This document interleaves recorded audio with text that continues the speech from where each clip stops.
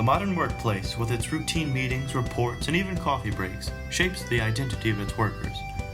Take a look at Dwight Schrute's obsession with professional success in the office, and Peter Gibbons' work-induced life crisis in Office Space. In these cases, the institution of the office inserts itself into the lives of its workers and creates their identity by demanding not only labor, but constant dedication and attention. Though written in 1853, a time when the notion of the workplace was different from today, Herman Melville's Bartleby the Scrivener lends itself nicely to explaining how the workplace interpolates its workers.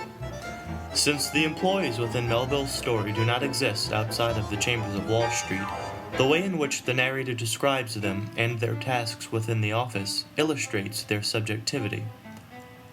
While his co-workers are defined by their existence and performance within the workplace, Bartleby prefers not to, and thus resists capitalist ideology. When Bartleby refuses to examine a copy of a document, the narrator replies, "You have decided then not to comply with my request, a request made according to common usage and common sense?" The narrator asserts that Bartleby must come forth and perform his duties.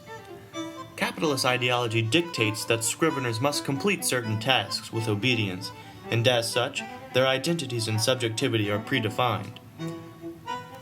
The workers are even named for the way they work and function within the office, and the line between worker and individual is blurred. For example, Gingernut is so named because his errands often include fetching gingernut pastries. While the Scriveners behave as capitalist ideology dictates, Bartleby resists. He asserts his individuality by preferring not to perform the tasks asked of him. "Bartleby, I am seriously displeased. I am pained, Bartleby. I have thought better of you. I had imagined you of such a gentlemanly organization that in any delicate dilemma, a slight hint would suffice. In short, an assumption. But it appears I am deceived." He further resists the demands of the workplace by making it a homestead. Bartleby's residence in the chambers of Wall Street is a manifestation of his verbal resistance to ideology. "I was fumbling under the doormat for the key, which Bartleby was to have left there for me, when accidentally my knee knocked against a panel, producing a sounding sound, and in response a voice came to me from within. 'Not yet, I am occupied.'" However, Bartleby's utmost resistance occurs in the tombs when he refuses to speak and even eat. His refusal of ideology is so extreme that it results in his death. For this, Bartleby should be considered a martyr.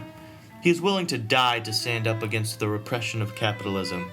He is a revolutionary who refuses to become part of the institution of the workplace and to have his identity dictated.